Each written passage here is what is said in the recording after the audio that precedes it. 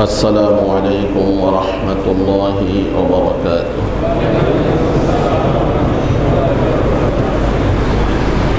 الحمد لله نحمده ونستعينه ونستغفره ونؤمن به ونتوكل عليه ونعوذ بالله من شرور أنفسنا ومن سيئات أعمالنا. من يهد الله فلا مضل له ومن يضلله فلا هادي له، وأشهد أن لا إله إلا الله وحده لا شريك له، وأشهد أن سيدنا ومولانا محمدًا عبده ورسوله. أما بعد فقد قال الله سبحانه وتعالى: أعوذ بالله من الشيطان الرجيم. بسم الله الرحمن الرحيم. وما أرسلناك إلا رحمة للعالمين. إن الله وملائكته يصلون على النبي يا أيها الذين آمنوا صلوا عليه وسلموا تسليما. اللهم صل على محمد وعلى آل محمد كما صليت على إبراهيم وعلى آل إبراهيم إنك حميد مجيد. اللهم بارك على محمد وعلى آل محمد كما باركت على إبراهيم وعلى آل إبراهيم إنك حميد مجيد. سبحانك لا علم لنا إلا ما علمتنا إنك أنت العليم الحكيم. جزى الله عنا محمدا ما هو أهله. رب اشرح لي صدري ويسر لي أمري واحلل عقدة من لساني يفقه قولي. আলহামদুলিল্লাহ।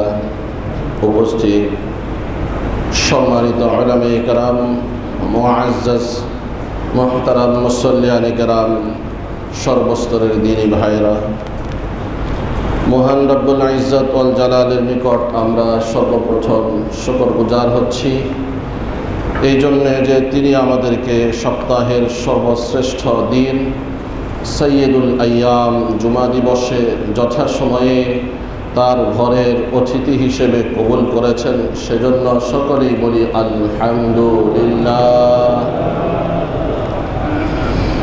সাথে সাথে সালাত ও সালামের হাদিয়া প্রেরণ করছি সৈয়দুল মুরসালিন রাহমাতুল লিল আলামিন শফিউল মুজনিবিন মুহাম্মদুর রাসূলুল্লাহ সাল্লাল্লাহু আলাইহি ওয়াসাল্লামের প্রতি এবং দোয়া করছি, হে প্রভু, আপনি আপনার হাবিবের জান্নাতে সর্বোচ্চ সম্মান দান করুন। সবাই বলি আমিন। আমরা রবিউল আউয়াল মাস আসার পরে নবী করিম সাল্লাল্লাহু আলাইহি ওয়াসাল্লামের সিরাত বিষয়ক আলোচনা শুরু করেছি। গত জুমআয় আমরা রাসূলের প্রতি ভালোবাসা এই বিষয়ে কথা বলেছিলাম, যদিও তার আগ থেকে আমরা রাসূলের জন্ম নিয়ে আলোচনা শুরু করেছিলাম এবং বলেছিলাম যে রাসূলের ক্বাবলান নবুয়ত প্রাপ্তির পূর্বের উল্লেখযোগ্য ঘটনাগুলো আপনাদের সামনে আমরা আলোচনা করব। সে ধারাবাহিকতায় আজকে আমরা রাসূলের জন্ম থেকে নিয়ে নবুয়ত প্রাপ্তি পর্যন্ত এই সময়ে ঘটে যাওয়া অসংখ্য ঘটনা থেকে অল্প কিছু সংক্ষিপ্ত সময়ের মধ্যে আপনাদের সামনে তুলে ধরার চেষ্টা করব। ওয়ামা তাওফীকি ইল্লা বিল্লাহ আলাইহি তাওয়াক্কালতু ওয়া ইলাইহি উনীব।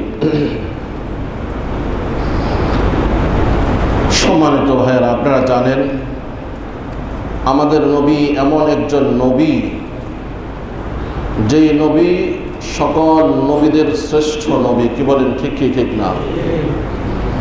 নবীর প্রতি আমাদের কেমন ভালোবাসা হবে? আমরা গত সপ্তাহে বলেছিলাম, যার প্রতি ভালোবাসা থাকে তার সব কিছু ভালো লাগে। তাই রাসূলের জন্ম থেকে নিয়ে ইন্তেকাল পর্যন্ত এই সব বিষয় আমাদের স্টাডিতে থাকা উচিত, আমাদের মুতালাআয় থাকা উচিত। সে হিসেবে আমরা তার ধারাবাহিকতা রক্ষা করে আমরা আলোচনা করছি। নবী করিম সাল্লাল্লাহু আলাইহি ওয়াসাল্লামের জন্ম যেই তারিখেই হোক না কেন সোমবার ছিল, এটা প্রত্যেকেই স্বীকার করেন। আল্লাহ রাসূল সাল্লাল্লাহু আলাইহি ওয়াসাল্লামের জন্ম যখন হবে, রাসূলুল্লাহ সাল্লাল্লাহু আলাইহি ওয়াসাল্লামের মাতা আমিনা তিনি তখন ভাবতেছিলেন যে এই পৃথিবীতে সন্তান যখন আসে তখন সব চাইতে যিনি বেশি খুশি হন তিনি হলেন ওই সন্তানের পিতা। অথচ আল্লাহ রাসূল সাল্লাল্লাহু আলাইহি ওয়াসাল্লামের পিতা রাসূল সাল্লাল্লাহু আলাইহি ওয়াসাল্লাম যখন মা আমিনার গর্ভে 6 মাস বয়স, তখনই আল্লাহ রাসূলের পিতা আব্দুল্লাহ দুনিয়া থেকে বিদায় নিয়ে যান। আল্লাহ তাআলা পৃথিবীর শ্রেষ্ঠ রাসূল সাইয়্যিদুল মুরসালিনকে প্রত্যেকটি সেক্টরে সেক্টরে স্তরে স্তরে সকলের জন্য যাতে আদর্শ হতে পারেন সেজন্য এমনভাবে সাজিয়েছেন যাতে করে আল্লাহর রাসূল ইয়তীমদের জন্য ও আদর্শ হতে পারেন। সেজন্য আল্লাহ তাআলার রাসূল বিশ্ব রাসূল, যেরকম বিশ্ব নবী সেরকম আল্লাহর রাসূল ছিলেন একজন বিশ্ব ইয়তীম। বলি সুবহানাল্লাহ। যাতে করে কোনো ইয়তীম এই কথা বলতে না পারে, নবী মুহাম্মদ আমি ইয়তীমের কি দরদ আর মায়া আর দুঃখ বুঝবেন। আল্লাহ তাআলা আল্লাহ রাসূলকে সেই ইয়তীমের জন্য আদর্শ বানিয়েছেন। দুনিয়াতে আসার আগেই তার বাবাকে নিয়ে গেছেন। আল্লাহ রাসূল ভূমিষ্ঠ হলেন। বলেছিলাম অনেক অলৌকিক ঘটনা সেই সময় ঘটেছিল। রাসূল সাল্লাল্লাহু আলাইহি ওয়াসাল্লামের দুনিয়াতে আবির্ভূত হওয়ার পরে, দুনিয়াতে তাশরীফ আনার পরে আরব সমাজের একটি নিয়ম নীতি ছিল, প্রথা ছিল। তারা তাদের সন্তানদেরকে, শহুরে মানুষগুলো তারা তাদের সন্তানদেরকে আরব গ্রামে গঞ্জে পাঠিয়ে দিতেন যাতে করে বিশুদ্ধ ভাষা তারা শিখে এবং শহরের যে পরিবেশ, কলুষিত পরিবেশ থেকে মুক্ত হয়ে একটি ক্লিন পরিবেশে যাতে তারা বেড়ে উঠতে পারেন, এটা সেই যুগের নিয়ম ছিল। সে হিসেবে যখনই কোনো সন্তান ভূমিষ্ঠ হতো, বিভিন্ন জায়গা থেকে মহিলারা যারা দুধ পান করাইতে পারেন তারা এসে সেই সন্তানগুলোকে নিয়ে যেত। সে হিসেবে বনু সাআদের কিছু লোক আসছে মক্কাতুল মুকাররমায়, যে তারা দুগ্ধ পানকারী সন্তানকে নিয়ে যাবে। যখন বনু সাদ গোত্রের হালিমাতুস সাদিয়া তিনি যখন তার সফর শুরু করেন মক্কার উদ্দেশ্যে, তখন তিনি যেই সওয়ারিতে আরোহণ করেন একটি নিম্নমানের গাধা ছিল, যেটা একেবারে দুর্বল ছিল। অন্যরা তাকে তিরস্কার করত যে তুমি এই দুর্বল সওয়ারি নিয়ে এত দূর সফর করবে, এটা তো সম্ভব না। সফর সঙ্গে অনেকেই বিরক্ত হয়ে যেত। কোনো ক্রমেই মক্কায় এসে পৌঁছান। আসতে দেরি হয়, সেজন্য অন্যান্য সফর সঙ্গীরা প্রত্যেকের পছন্দের সন্তানদেরকে নিয়ে যায়, কারণ একজন সন্তানকে দুগ্ধ পান করাইলে ভালো পুরস্কার পাওয়া যায়। সবাই যখন নবী মুহাম্মদুর রাসূলুল্লাহ সাল্লাল্লাহু আলাইহি ওয়াসাল্লামের কাছে আসে, প্রথম প্রশ্ন করে এই মুহাম্মদের বাবা কে? যখন শুনে যে এই মুহাম্মদের বাবা মারা গেছেন, সেই ইয়তীম বাচ্চা, তখন তাকে ছেড়ে অন্যত্র চলে যায়, কারণ জানে যে এই ইয়তীম বাচ্চাকে নিয়ে দুধ পান করাইলে তার কোনো বিনিময় পাওয়া যাবে না। আব্দুল মুত্তালিব বলেছেন, এই বাচ্চা ইয়তীম বাচ্চা, আমরা সামান্য কিছু হয়তো কোটকন দিতে পারি, বেশি কিছু দিতে পারবো না। হালিমাতুস সাদিয়া তিনি আসতে দেরি করেছেন, এসে দেখলেন সকল বাচ্চা সবাই নিয়ে গেছে, শুধু একটি বাচ্চা পড়ে আছে, কেউ তাকে গ্রহণ করছে না।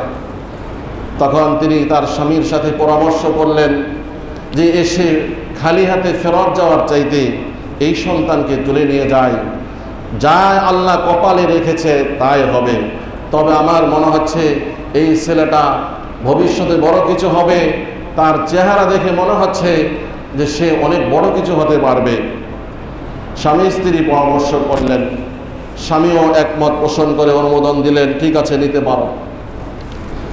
যখনই এই নবী এই শিশু মুহাম্মদুর রাসূলুল্লাহ সাল্লাল্লাহু আলাইহি ওয়াসাল্লামকে হালিমাতুস সাদিয়া, ভাগ্যবতী সেই হালিমা গ্রহণ করলেন, কোলে তুলে নিলেন। ওই সময় হালিমাতুস সাদিয়ার সাথে তার আরেকজন দুগ্ধ পানকারী সন্তান ছিল। কয়েকদিন ধরে দুধ নেই, সেজন্য সে কান্নাকাটি করছিল। আল্লাহ রাসূল সাল্লাল্লাহু আলাইহি ওয়াসাল্লামকে হালিমাতুস সাদিয়া কোলে তুলে নেওয়ার সাথে সাথে অলৌকিকভাবে আল্লাহর কুদরত প্রকাশিত হলো। ওই হালিমাতুস সাদিয়ার স্তনে দুধ নেমে আসে। সুবহানাল্লাহ। হালিমা তো আশ্চর্য, কি ব্যাপার, আজকে কয়েকদিন ধরে আমার দুগ্ধ পানকারী সন্তান দুধ পাচ্ছে না, সে কান্নাকাটি করছে, আর আজকে হঠাৎ কোত্থেকে দুধ নেমে আসছে। তখন আর বুঝতে বাকি ছিল না যে এই কুদরত, এই রহমত, এই অলৌকিকতা রব্বুল আলামিনের পক্ষ থেকে আসছে এই শিশুর বরকতে। সুবহানাল্লাহ। তারপরে এবার যখন নিজের এলাকায় যাওয়ার জন্য সফর শুরু করলেন, রব্বে কারীম তিনি সকল বিষয়ে সক্ষম কাদের, তিনি তখন ওই দুর্বল সওয়ারিকে এত শক্তিশালী করে দিলেন, তখন মুহূর্তের মধ্যেই এই হালিমাতুস সাদিয়া, যিনি তার সফর সঙ্গীদের অনেক পরে সফর শুরু করেছেন, দেশে ফিরে যাচ্ছেন, মুহূর্তের মধ্যেই তার সফর সঙ্গীদেরকে অতিক্রম করে একেবারে অল্প সময়ের মধ্যে তার গন্তব্যস্থলে পৌঁছে যান। সুবহানাল্লাহ। এই বরকত কি কারণে নেমে আসলো? আল্লাহ রাসূল সাল্লাল্লাহু আলাইহি ওয়াসাল্লামের কারণে নেমে আসছে। আমার ভাইরা, হযরত উলামায়ে কেরাম বলেন, আল্লাহ রাসূল সাল্লাল্লাহু আলাইহি ওয়াসাল্লামের জাতকে যারা বরণ করে নিয়েছেন, তারা যেরকম বরকতময় হয়ে গেছেন, এই পৃথিবীতে, এই ধরার বুকে বর্তমান সময়ে যারা রাসূলের সুন্নতকে আঁকড়ে ধরবেন, যারা রাসূলের সুন্নতকে গ্রহণ করে নেবেন, রব্বে কারীম তাদের জীবনকেও বরকতে সাজিয়ে দিবেন। সুবহানাল্লাহ। তারপরে যখন এলাকায় চলে গেলেন, যেখানে তার পশু ঘাস খেত, চড়াইতো, ইতোপূর্বে সেখানে কোনো ঘাস ছিল না, কত কষ্ট হতো। এখন যেখানেই হালিমাতুস সাদিয়ার সওয়ারিগুলো বিচরণ করে, সেখানেই নতুন নতুন সবুজ সবুজ ঘাসে ভরে গেছে। সুবহানাল্লাহ।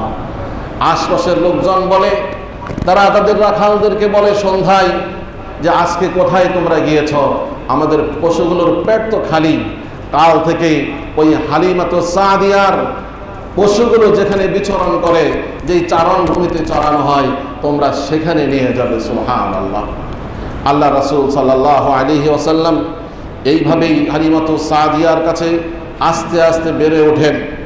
আল্লাহ রাসূল সাল্লাল্লাহু আলাইহি ওয়াসাল্লামকে আল্লাহ এই পৃথিবীতে পাঠিয়েছেন বৈষম্য দূর করার জন্য। এই নবী কুল সম্রাট ওই শৈশবকাল থেকেই অটোমেটিক ভাবে আল্লাহ তাআলা এমন এক স্পিড দিয়েছেন, পাওয়ার দিয়েছেন, তিনি কখনো দুধমা হালিমার দুই স্তনের উভয় স্তন একসাথে স্পর্শ করতেন না। শুধু একটি দুধ থেকে দুধ পান করতেন, আরেকটি দুধ রেখে দিতেন দুধ ভাইয়ের জন্য। সুবহানাল্লাহ। আল্লাহ রাসূল জন্মগতভাবে এইভাবে বৈষম্য বিরোধিতা করে আসেন, ইনসাফ, ন্যায় এবং আদল প্রতিষ্ঠা করে আসেন। মুহতারাম দিনী ভাইরা, এইভাবে হালিমাতু সাদিয়ার ঘরে আল্লাহ রাসূল সাল্লাল্লাহু আলাইহি ওয়াসাল্লাম বেড়ে ওঠেন। এক পর্যায়ে যখন 2 বৎসর শেষ হয়, নিয়ম অনুযায়ী তিনি রাসূল সাল্লাল্লাহু আলাইহি ওয়াসাল্লামকে নিয়ে ফিরে আসেন মক্কা নগরীতে আমিনার কাছে ফেরত দেওয়ার জন্য। ফেরত দিবেন আগের কন্ট্রাক্ট অনুযায়ী, সাথে সাথে আবেদন করলেন যে আপনি যদি অনুমোদন দেন তাহলে আমি আপনার সন্তানকে আরও কিছুদিন রাখতে পারি, লালন পালন করতে পারি। হালিমাতু সাদিয়ার উদ্দেশ্য হলো এই সন্তান নবী মুহাম্মদ যতদিন আমার কাছে ছিলেন ততদিন সব বিষয়ে আমার বরকত ছিল, কোনো বিষয়ে আমার কোনো অভাব ছিল না। এই কারণে তিনি আবেদন করেছেন আরও কিছুদিন এই সন্তান আমার কাছে থাকুক। মা আমিনা তিনি রাজি হলেন, বললেন ঠিক আছে নিয়ে যেতে পারেন, দেখে শুনে রাখবেন আমার এই সন্তানকে, এই ইয়তীম সন্তানকে। হালিমাতু সাদিয়া সন্তানকে নিয়ে আবার ফিরলেন, ফিরে এসে আরও কিছুদিন রাখলেন, প্রায় আরও 2 বছর 4 বছর পর্যন্ত রেখেছেন।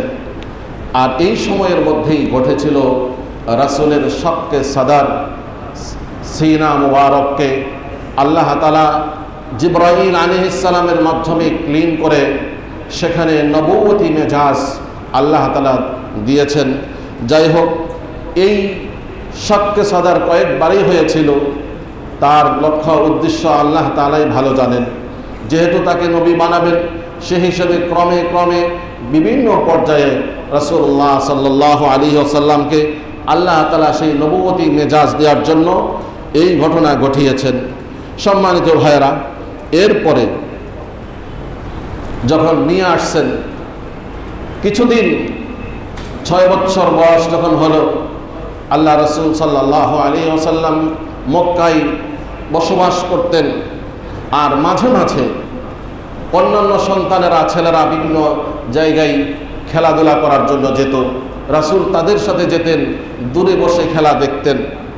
সন্ধ্যার সময় যখন ঘনিয়ে আসতো, তখন প্রত্যেক সন্তানের বাবা এসেই নিজ নিজ সন্তানের নাম ডেকে আমার অমুক আসো বলে কোলে তুলে নিয়ে মুখে চুম্বন করে চুমু খেয়ে খেয়ে নিজ নিজ ঘরে নিয়ে যেতেন। আল্লাহ রাসূল সাল্লাল্লাহু আলাইহি ওয়াসাল্লাম এক সময় ভাবলেন যে আমাকে তো কেউ এইভাবে নেওয়ার জন্য আসে না। তাই তিনি একদিন চিন্তা করলেন, দেখি আজকে আমি সময় মতো বাসায় ফিরে যাব না, আমি একটু অপেক্ষা করি, দেখি আমার কি কোনো আপনজন আছেন যিনি আমাকে এইভাবে ডেকে নিয়ে যাবেন, আদর করে নিয়ে যাবেন। সন্ধ্যা হয়ে গেল, মা আমেনা যখন দেখলেন আমার কলিজার টুকরা আদরের দুলাল এখনো ঘরে ফিরে আসেনি, অন্ধকার হয়ে যাচ্ছে, তখন তিনি ফিরে গেলেন, গিয়ে দেখলেন সেই পাহাড়ের পাদদেশে নবী মুহাম্মদ বসে আছেন।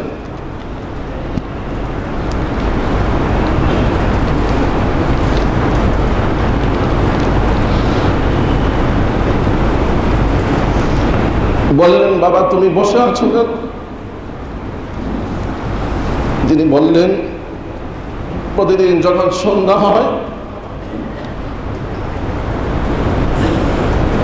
প্রত্যেকের বাবা এসে সন্তানকে ডাক দিয়ে নিয়ে যায়, মা আমার কি বাবা নেই?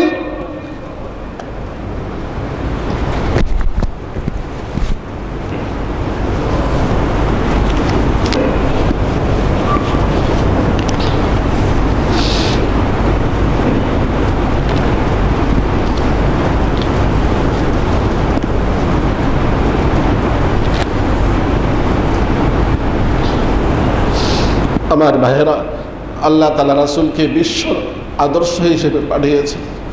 বললেন আমার কি বাবা নেই? তখনও জানতেন না এই শিশু মোহাম্মদ যে তার বাবা নেই। মা কি বলবেন? বললেন তোমার বাবা মারা গেছেন। বললেন আমার বাবার কবর কোথায়, আমি জিয়ারতে যাব।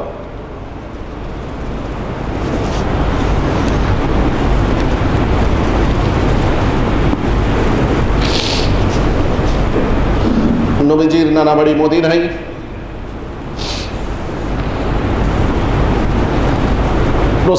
রাসূলের বাবার কবর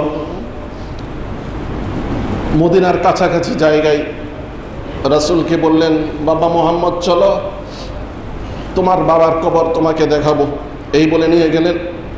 কিছুদিন প্রথমে গিয়ে নানা বাড়িতে উঠলেন, আমেনার বাবার বাড়িতে উঠলেন, বেশ কিছুদিন সেখানে ছিলেন।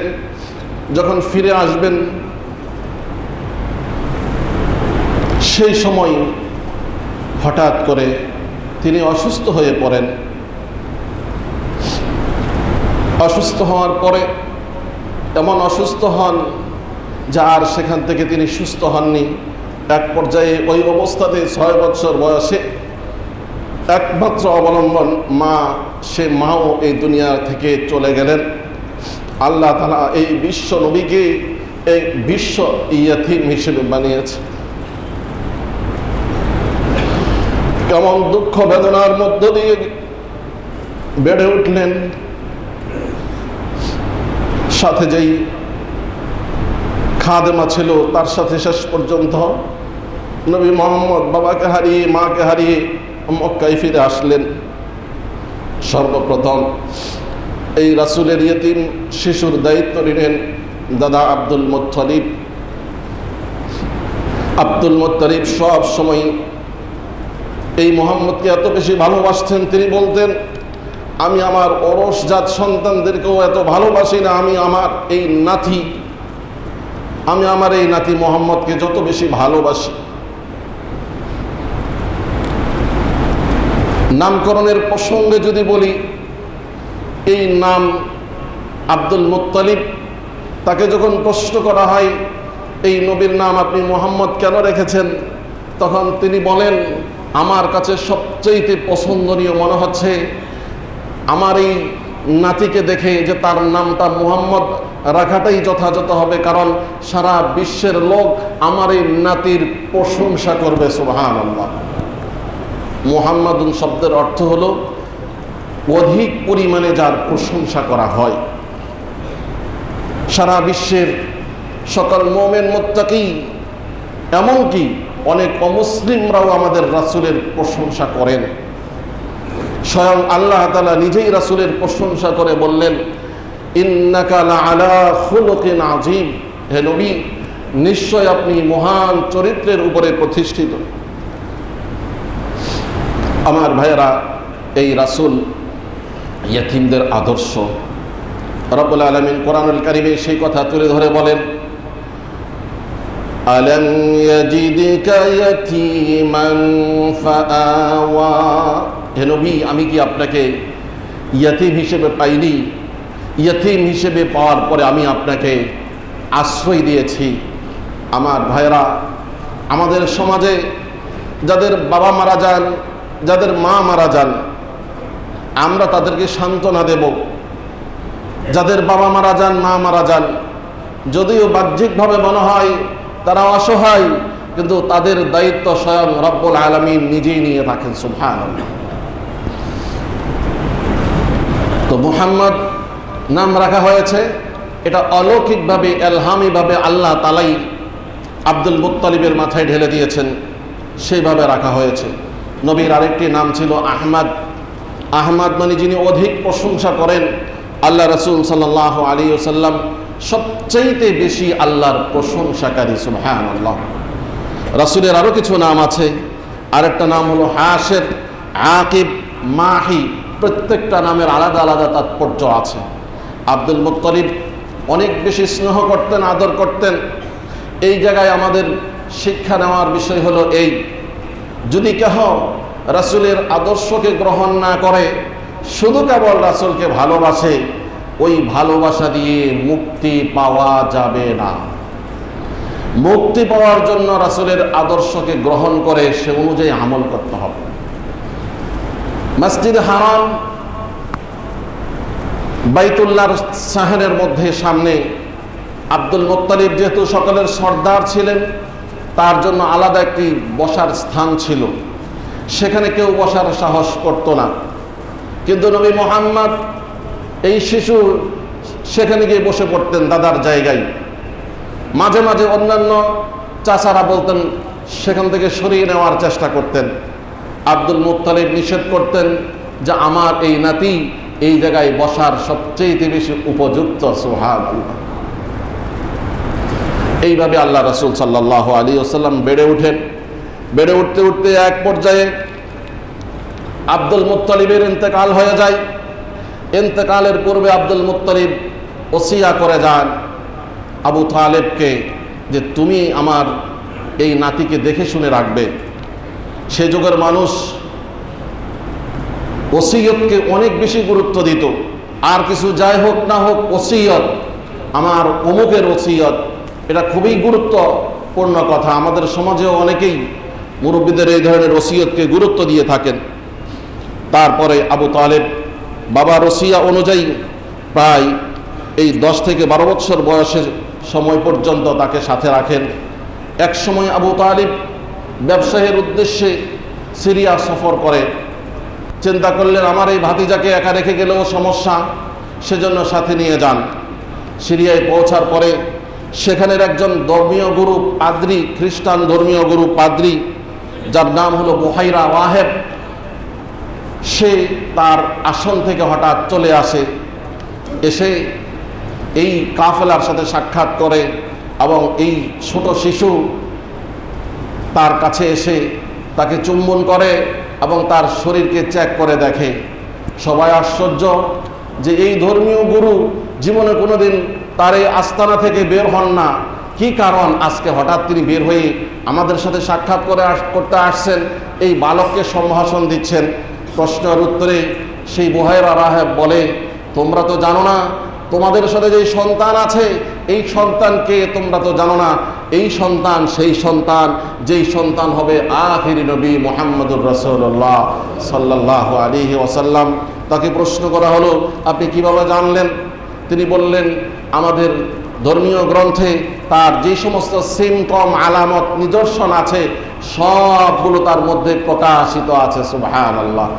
তিনি বললেন, তোমরা যখন ওই পাহাড়ের পাদদেশ দিয়ে আসতেছিলে তখন আমি দূর থেকে অবলোকন করছি যে সমস্ত বৃক্ষরাজি সবগুলো কেমন যেন তার পায়ে লুটে পড়েছে। সুবহানাল্লাহ।